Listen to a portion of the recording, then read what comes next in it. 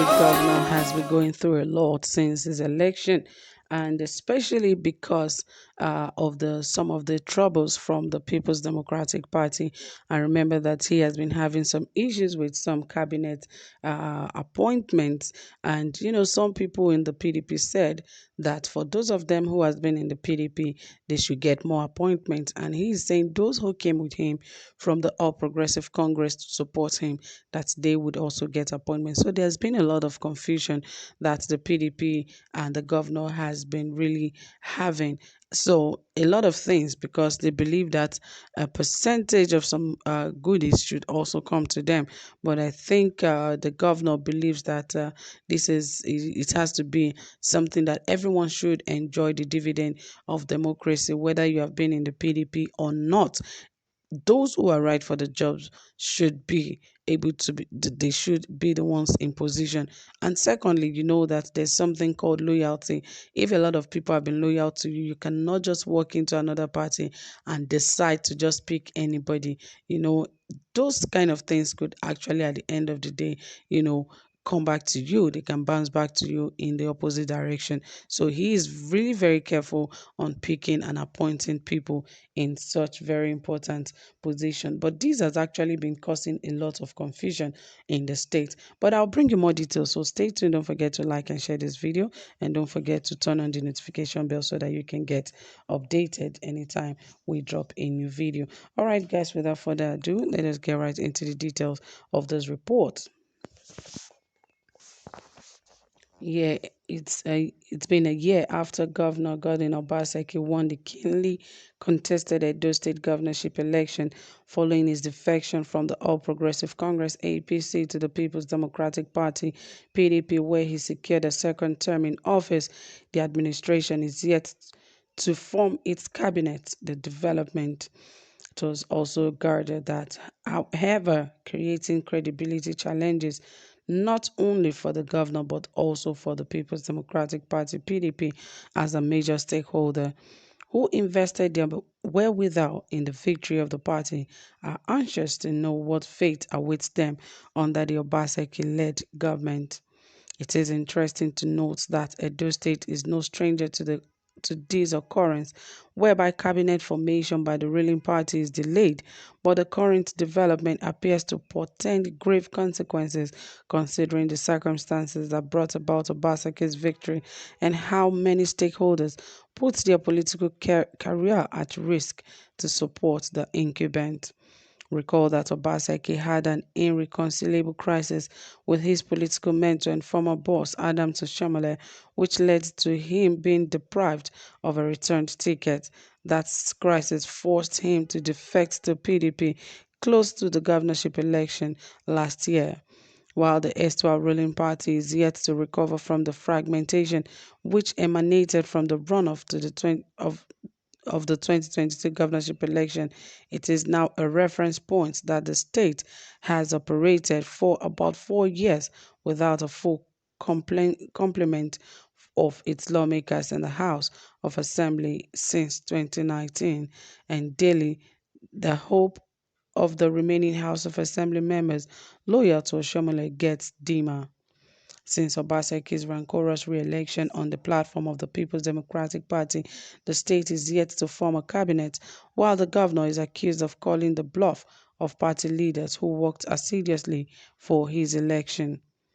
Whereas the action puts a question on the party's democratic disposition and the people in the government. The governor's failure to constitute his cabinet about a year after his re-election is said to be generating bad blood among party chieftains and other leaders in the state. The non-constitution of the cabinet contravenes the provision of Section 192, subsection 1 of the 1999 Constitution, which states that there shall be such offices of the Commissioner of Government of a state to be established by the governor of the state. This constitutional provision envisages the vital role of the plurality of expertise, skills, and competencies for which every state is richly endowed for the smooth operation and governance in order to spread development to the people in a participatory democracy. Worse still, government agencies, and parastatals in the oil-rich state with a population of over 4 million adults and children have been dissolved, an exclusion that stakeholders insist has created disaffection within party ranks at the awards, local councils, and state levels. Reacting to the development, the state publicity secretary of the People's Democratic Party, Mr. Chris Nehikari, attributed the delay to the government's current effort at clearing the rot in the state civil service and also the need to employ and train the staff in line with the governor's dream and aspiration before new commissioners could assume office. He regretted that the reorganization have taken so long, but added that posterity will judge the governor for taking a stand that will put the state on the path of success, adding that party members who worked for the election of governors should understand that their individual interest is important as they are and cannot supersede that of the general interest of the people. However, some party leaders across the state found it inconceivable that the governor, who enjoyed bipartisan support in winning his second-term bid along with his deputy Philip Shaibu, could leave them without compensation after the election. As a result, when it was rumored that Shaibu could defect, Shaibu Shaibu remained loyal to Obaseki. Shaibu remained loyal to Obaseki, expressing readiness to sync with him when necessary in the run-up of the governorship election in Edo State, especially during Obaseki face-off with his godfather, Comrade Adams Oshomole, and the consequent disqualification. Shaibu remained loyal. At every given opportunity, Shaibu asserted his loyalty to the governor and the state.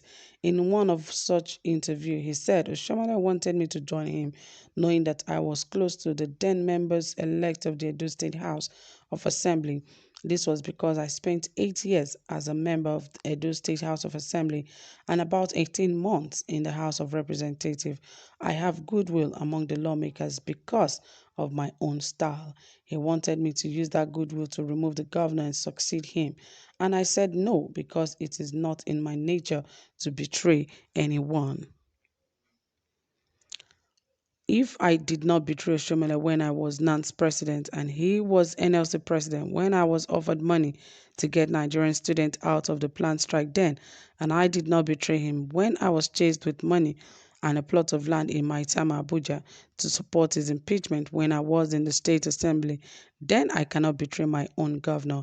While there are indications that the governor may send the names of his designated appointees to the State Assembly in the coming week, observers have called on political leaders, the governor, the PDP leadership to rather than resort to mudslinging and name-calling, ensuring that democratic and constitutional provisions are followed in governance of the benefit of peace-loving people of Edo State.